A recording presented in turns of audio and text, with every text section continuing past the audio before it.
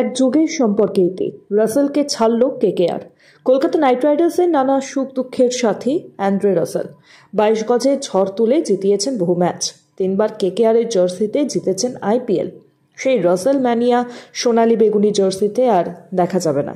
11 বছর পর Caribbean তারকাকে ছাড়ল KKR.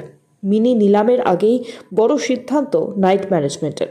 গত মরশুমে আন্দ্রে রাসেলকে 12 কোটিতে কেনে কলকাতা নাইট রাইডার্স। তার জন্য পার্স থেকে কেকেআরের কাটা হয় 18 কোটি। তবে ফর্মে ছিলেন না তিনি। 13টি ম্যাচে করেছিলেন মাত্র 167 রান, সর্বোচ্চ রান অপরাজিত 57।